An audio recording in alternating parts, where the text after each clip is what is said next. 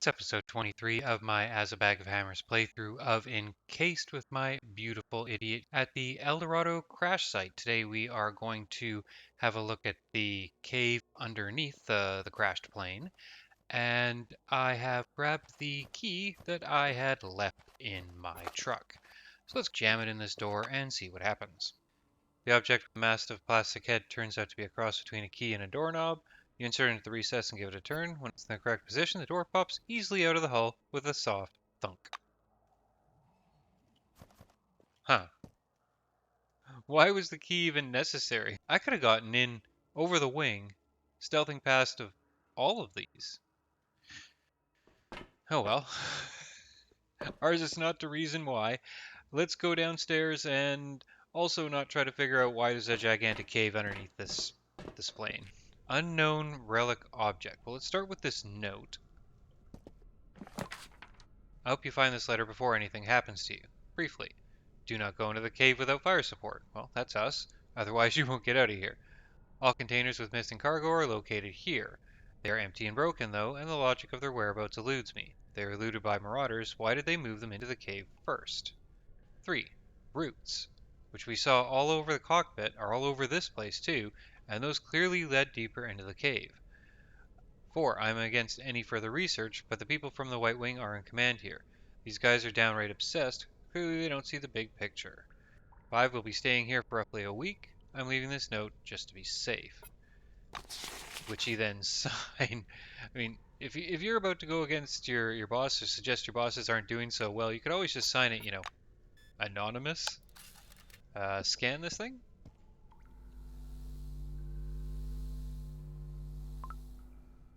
10 Forefathers technology. It's a whole reagent kit. Oh. Okay, so we have skeletons in very well preserved uniforms. Okay, well, Yoko, go ahead and unpreserve that uniform. Can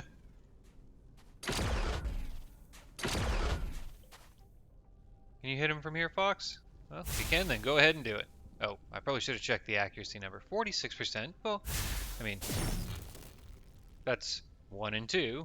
That makes sense. Put the energized on Yoko, and Eiley, we will have you go to about here, and then jump the rest of the way.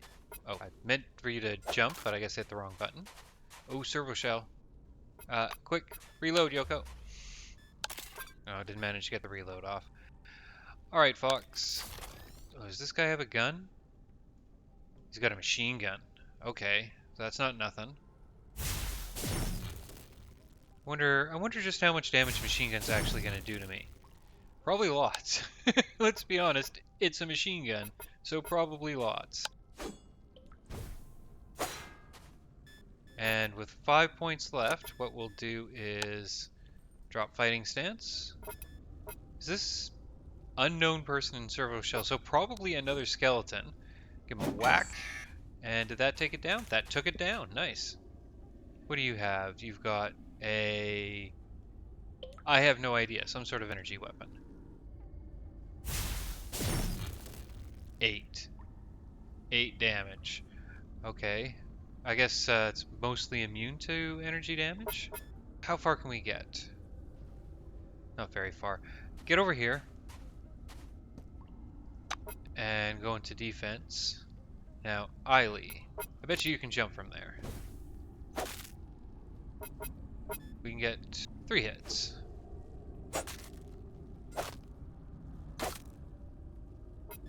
Now, Yoko, I was hoping to get a reload in for you, but that didn't happen. We'll do that now. How Fox has the next turn, I'm not entirely sure. Let's see if this guy's resistant to psi damage. He is not. We'll energize Eiley, who will almost certainly annihilate this guy. Go ahead and do the pirouette. And get another level already. Nice. There doesn't seem to be much point in dropping those points into anything at the moment.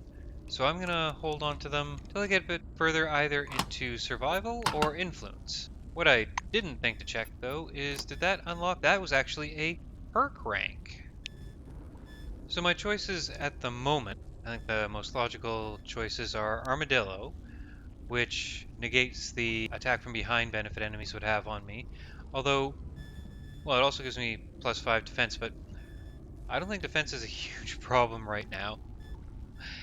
The other one is Rising Star, which I wasn't looking at before, but why not take +30 influence and +25 reputation for all wings? That sounds pretty good right now. Let's see what that gives me over on this side by bumping me up. Okay, Companion's Resilience +15. That ain't nothing. Charisma +2. Well, our Charisma is basically maxed. Movement speed with no companions. That doesn't matter to us. And Criminal +15, which, what does that bring our Criminal to? 166. I'd say that was a worthwhile pick. Next will probably be, well, it'll basically have to be Armadillo because what's our other option? Yeah, Sturdy, which would give us the better part of 100 hit points. I am absolutely going to be blasting through my Energon if I keep having to lockpick everything. Let's see what this note has here. From left to right, Angela Darrell, White Wing, team leader. Are these they're the bodies. Causes of death are unknown to me. I have no competence to establish them, but I can take a few notes. Briefly, they died about the same time. I guess it could be the local anomaly. Traces of violent death are not visible, any explicit ones at least. I'm alive, probably thanks to my servo shell. Sent the message to the rescue team, haven't received a reply yet. Okay, oh, and that's Lee Parsons. What? Why do I recognize that name? Interesting. So there used to be bodies here. So this guy presumably isn't a medic. So he took some notes in case some medics would show up. These are where he placed the bodies. Now there's just the relic bits left over where there were once bodies. And the skeletons went up and went for a walk. Unexpected turn of events. We went to look for the source of a strange radio transmission reported by the military and found a cave directly under the plane. The blacks swear it wasn't there before, and I believe them somehow. We went down, set up the turrets, explored the cave. This isn't just an anomalous zone. The whole cave itself is an anomaly, as it formed against all laws of geology. We must continue the search. I analyzed the growth of the crystalline roots. A curious, albeit expected result, they did not originate from the plane. Structures began to form here underground. Somehow they dug to an exit in the surface and simply dragged the containers with cargo down here. Where is the cargo itself? Probably in the hole that we have not examined so far, which we did not know how to investigate. In fact, we do not have any geoprobes. Oh, so the cargo's gone? That's kind of the whole reason for us coming here. In the morning, we learned that the roots had destroyed the ladder that we used to climb down to the cave. We sent a message to the cordon. There is no reply yet. We wait. Our sergeant annoys me. Oliver provided him as a guard, said he was serious and responsible. In my opinion, he meddles too much in my research. I noticed the following. The turret legs are already buried with relic rootlets. There are no other signs of evasion, but the overall situation is alarming. We have to work faster. I woke up from a strange sound. My Kyra seems to have caught a radio signal. The recording is looped. It's an unknown male voice with lifeless intonations spewing nonsense about MTT Eldorado. Walensa swears that she heard the same voice before, sounding from that hole at the end of the cave. A briefcase? Tell me you got something good. Relic Afflicted Watch. The hull of this chronometer is still shiny, but under the sapphire crystal there are dozens of small flickering relic rootlets piercing right through the mechanism. An incomprehensible relic substance entwines this watch from all sides, but on the back side of the hull you can still make out the words, Happy Birthday, from Daria Troyer. Oh, so that was... Wait, she had a boyfriend on the plane. So I guess this is her watch. Oh, and this is the watch that she asked us to look for. I had forgotten about that. Okay, can I wear it in the interim? Is there any benefit to wearing it? No, okay, it's a quest item. Uniform locker key. Okay. Alright, so I'm trying to get over here, but in the gloom of the cave you notice a wobbly, clearly man-made bridge assembled from parts of a crashed plane. Well, luckily we have lots of deftness, so let's move across. Balancing with your arms outstretched to the sides like a tightrope walker, you cross the bridge to the other side of the cliff. Why they went and tossed this note down here. Where am I? Oh. Oh, I could have just gone this way? No? No, I'm going the long way around to get to this note? Alright. I don't know what those are, but I will come back for them. Okay, so I could actually force my way through that by just clicking in single spaces. I've repeatedly regretted choosing an army career. I had a talent for journalism and physics, who knows? I'm not for family tradition. I could have come here as a silver or white. While waiting for the rescue team, I began observation. Briefly. I think the roots here are something like cables. When we came down here, I put up the turrets, and now I notice they are all entwined with these roots, and they look strange. I can still establish communications with them via Kairos, but they do not respond to commands. I notice that the bodies are not decomposing. Angela is still slightly warm, even. Maybe this is just one of the signs of decomposition? The local anomaly is very strange. It's as if I am feeling its presence, or something, like it's a living being. I heard some noise from not far down the hole, but didn't find anything. There are only roots and stones. I will continue the observation, awaiting rescue team. Okay, so my guys here are taking damage, so I should back up until I decide what I'm going to do. Okay, so I'm still taking damage from back here. Eiley, just rush in there and start smashing. Oh geez, these are full-on Mobiuses. This may have been a mistake, but well, we're here. Definitely want to drop an energize on Eiley, so can we move to a position where we can do that? And let's keep it to the point where we only have one person down there taking damage. Eiley, you need to get in there, start smashing away, get her in fighting stance.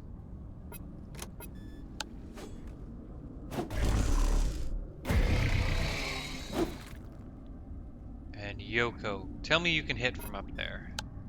Not in the firing line, eh? Will you be in the firing line if you move to where Fox is?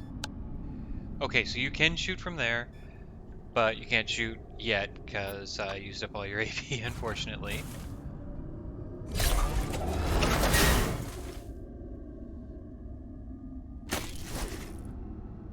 What did... Okay, so I guess that pulled Eiley closer? And then this guy shot at the spot where she was. Stun is probably not good. Well, realistically at this point, it's a question of out DPSing these guys, I think. So, take down the one right next to Eiley. Okay, critical damage that didn't do anything. That tells me is we need to get a different weapon on Fox. Let's see if this flame thing does any damage. Does a hair of damage. Ugh. Eiley. Am I better off healing her or just smashing away at these guys? If I heal her, you know, I can see how this goes first. So we'll hit with one hit of this, just to double check. So 6 will do first aid. Tell me this just kills it. Doesn't. Okay, that complicates things. So, oh, but Yoko is next. Okay, so I am going to take the cautious approach and drop first aid on Eiley for the rest of her turn. Now, Yoko, drop this.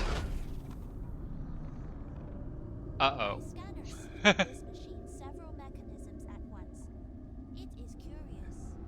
So, she did hit. No, she missed. Okay. Critical damage for 0 damage.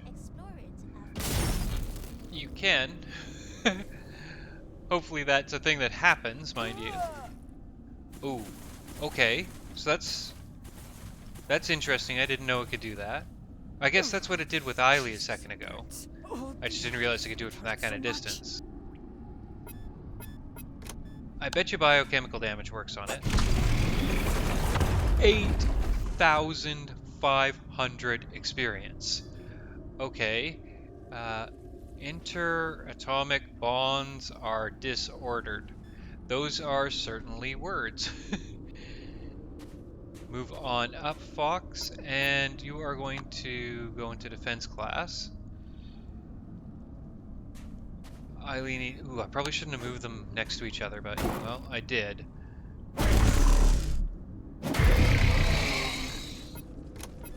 Now, unfortunately, your main gun isn't doing anything, so let's see if we hit it with fire for middling damage. This device is hostile. Yeah, but that's exactly why we've let you up there, Yoko. Although he's probably going to yank her down. We'll skip the rest of the turn. Alright, now Eiley won't be able to heal them, so we'll have to go with the medkit fortes. That's not a problem necessarily. Do we need that yet? I don't think we need that yet. Mist is not good. Going to defense class. Now, Eiley was 16. You are in a position where I think it's kind of pertinent to start healing. Only 2 to use a medkit forte? Okay. So 14 is... Am I still in wrestling stance? Okay. 2 big hits. 1 little hit. For another 8,500 experience points. And get moving up on our last target here. Now, Yoko, it might have just been that particular one that wasn't, or that was immune to that particular type of damage. So let's move you up here, get you in a defensive position for the moment. Is he just gonna pull her down? No. Jesus, it burns. Oh dear, it hurts so much. Okay, so I'll have to remember, once this thing goes down, let's actually have these guys connected. As soon as this guy goes down, I'm gonna click over here and get everyone running up there. And Fox, heal yourself.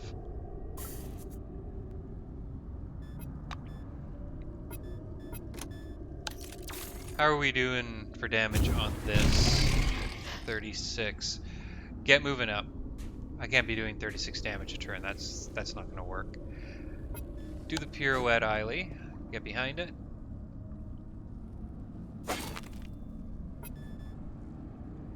That'll get us 1 hit with this and 1 hit with the big weapon.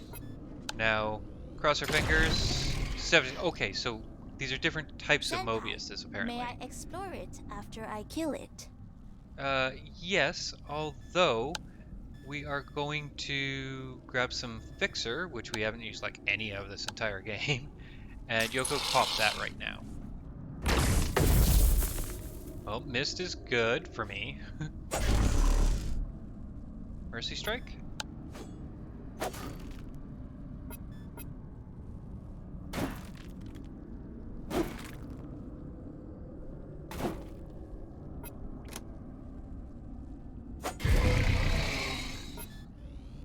My scanners see Nice. in this machine several mechanisms at once. It is curious. It hurts so much. We'll definitely have the opportunity to search these guys in a second, but for now, let's get everyone out of dodge so they stop taking damage. Fox is fatigued, Eiley's fatigued. Use Eiley's first aid on herself. Use the robot maintenance on Yoko. We will separate them out because, well, Yoko, you said you wanted to have a look at them. You know what I'm going to do before I do any of that? I'm going to save. Stop following Yoko. Get out of there. So I'm going to send Yoko down first. Sentai, your attack priorities are damaged. You said you wanted to search them, so... Oh. Armor plates.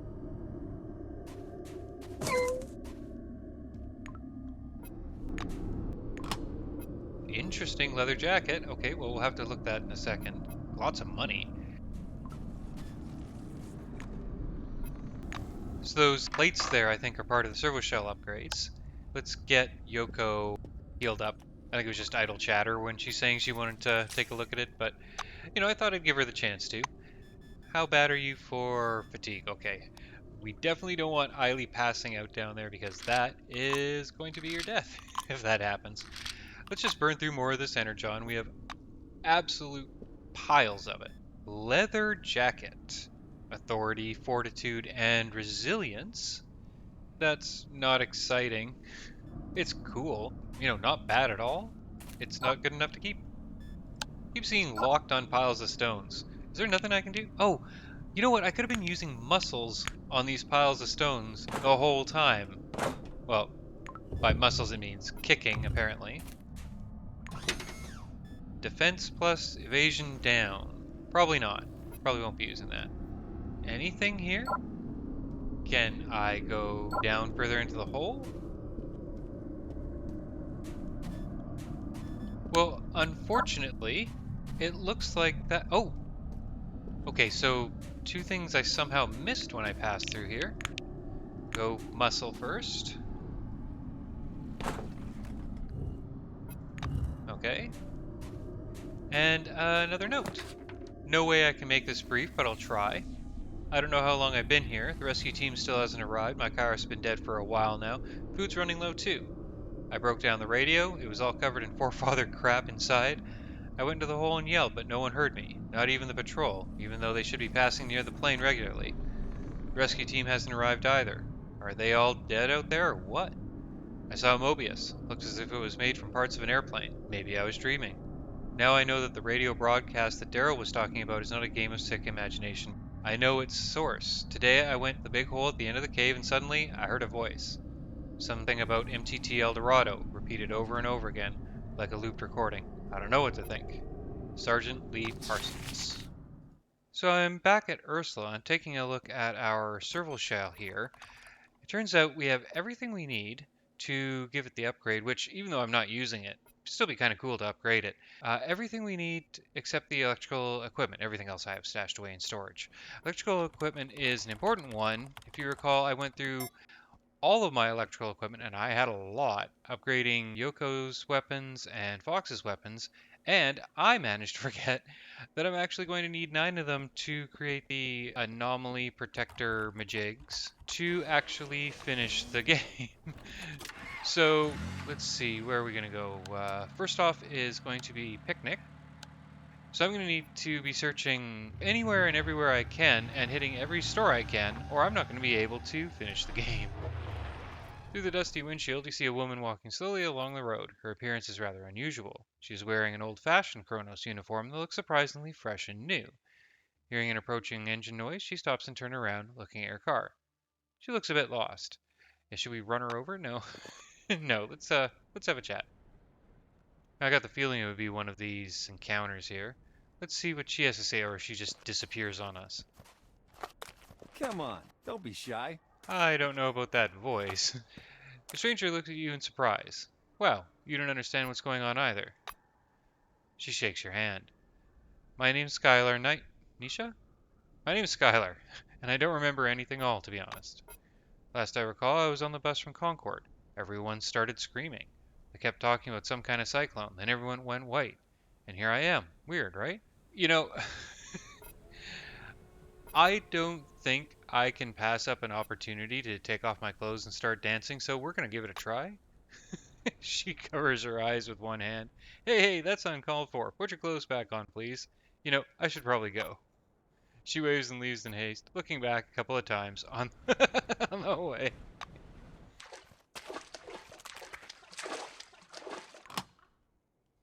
Oh, some basic loot from that.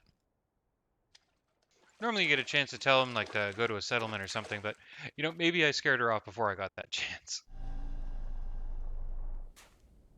Good day. So we have a traveling merchant here. This man is wearing a fancy jacket. There's a beautifully gleaming plaything at his side. He notices you staring at it. No, you stay away from this, you could hurt someone. You're welcome to purchase water, oh, by which they mean the gun. Sigh bitterly while nodding your head vigorously. Food. So food. I would have been interested in looking at your gun, but no. Food is one of those things that I definitely am not hurting for right now. Although I suppose in a game that does have survival mechanics, you do have to make sure that food does show up on a pretty regular basis, just in case.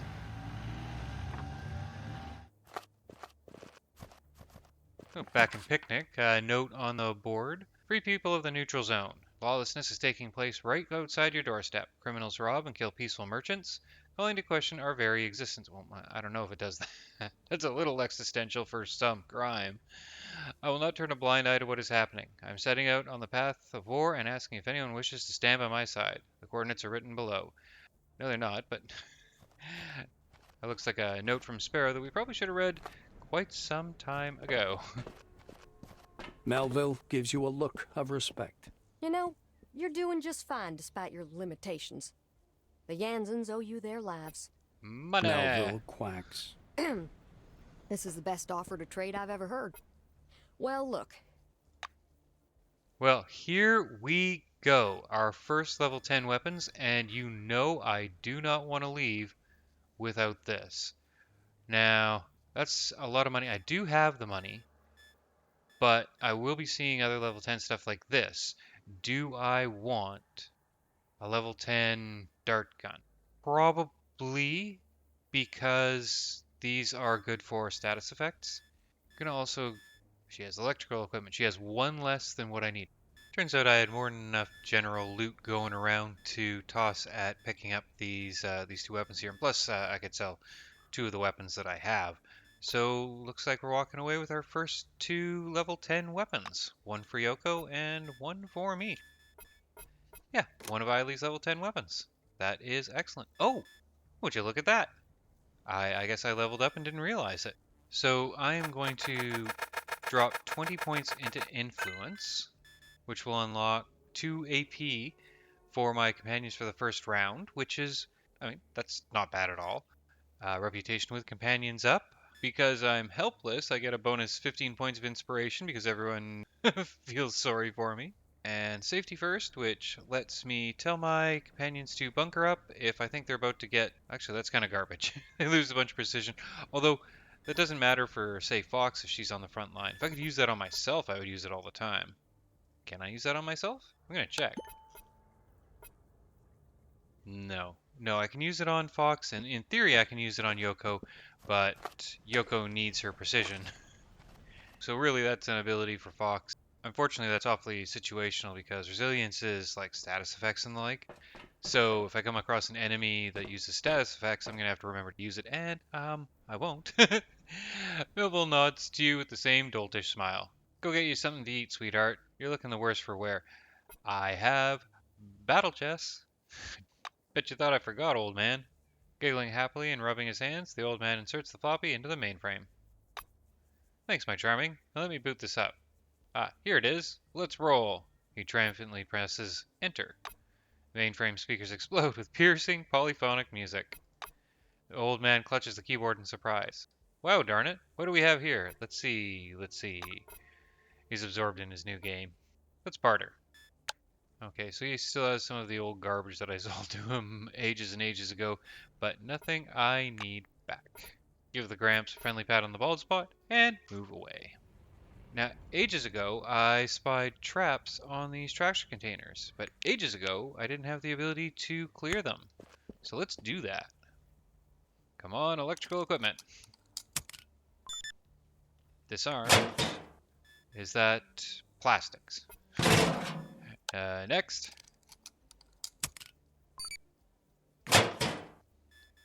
That's electrical equipment. Okay, well, that didn't take all that long. More plastics. Before I forget and spend them on something else, let's go to the crafting menu and 1, 2, 3. Burn off 3 of my incredibly expensive CPSs doing that as well. But that is another one of the quest requirements for the end game done. Get another merchant, and this one, these guys look like fops. And there's a gun above his head, so And come I on, was give me something starting good. to get bored. The old hamster lady is dancing in place. Biters, biters, biters by biters and cutters. Nod, you like biting pieces of iron. That's not exactly what that means. Oh, hello. That's a level 10 bladed weapon.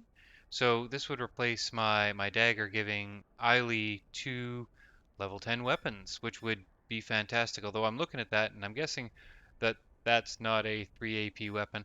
Although at this point, Eiley has so much AP that I can probably get away with having a 4 and a 5 instead of a 3 and a 4. Um, Ultra Mega Machete of Death. Well, even if this was terrible, I have to take that. Ultra Mega Machete of Death? Seriously? Yeah, we'll have that. What else do you have? These gloves, although I don't know if we could reasonably call them gloves. Yeah, braces sounds more like it. I lose some contraptions, but I gain everything else. Definitely going to take those. And super duper fop armor. Seriously, that's what the fops call it, and it's not surprising. A piece of huge tire is installed as a shoulder pad and a bent pipe frame welded to the chest plate. It protects well from blows, although your spine won't be happy with it. Realistically, I shouldn't take this. The operative armor jacket is better in most ways. Like the actual resistances are about the same. It has defense plus 15, which this doesn't. This has close quarters damage plus 4. Wonder how that actually translates. Is that just an extra 4 points of damage? I'm guessing that's base damage. I probably can't afford it. Well, I mean, I literally can, but is that a good investment? Well, no, of course it's a terrible investment. So is the Ultra Mega Machete of Death, but I want that too. I still need weapons for Fox, and I am spending a lot right here anyway, so as much as I want it, I have to turn it down on cost reasons. Back in Junktown, where, if memory serves, I am still the mayor. In the afternoon, Junktown Slums is under attack. Oh noes! Scurry ensues, and you realize that something is wrong. You decide to find out who's interrupting your peace and quiet. I never seem to make this work, so let's just go ahead and engage in battle. We are under attack by rats. Well, and the rats get all the first attacks, eh? Are they gonna kill this guy? They might actually kill this guy. Well, okay, they're gonna attack me instead, so. First off, let's see what kind of damage Fox can do. Substantial. I don't want them to get another turn, and I don't want this guy to die. We'll probably leave the ones here. The ones that are here are going to attack us anyway. So let's start with the ones that are about to attack this guy.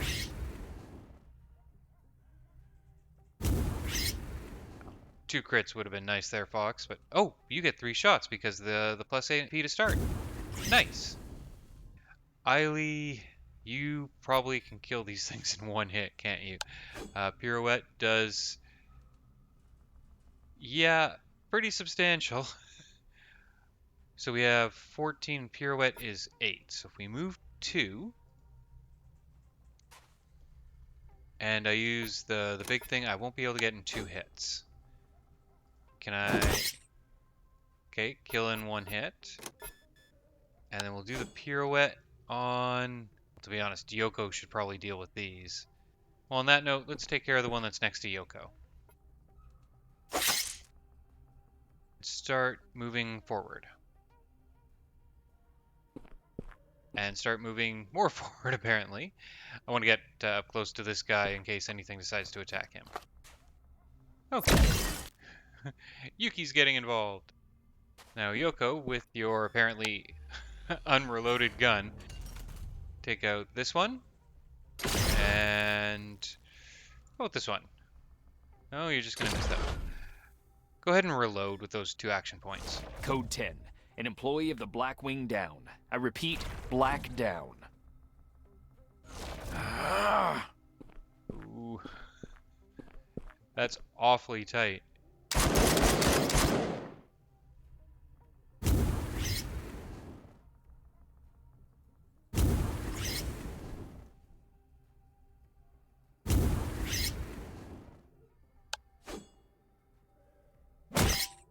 Nice. And this time we'll remember to reload Yoko's gun, which apparently is already taken care of. And since it'll get me XP, let's go ahead and first aid Roy Oldie. I'm listening. A young woman with a lot of badges on her jacket raises her megaphone as you approach. Her megaphone. Okay, so she's really going all out. Those who do not drink and bite, in the barrens find no respite. Sales, discounts, warehouse, clearance. What beautiful poetry. Of course you want to buy something. And at a discount, too. See you later. Yeah, I don't need any of this. So somewhere here in Junktown, there is going to be a crashed elevator pod, or something to that effect, where I'm going to find, like, G-Lite fiber, I think they called it, for Carmine Heights. I'm going to begin the search for that in the next episode, and I will see you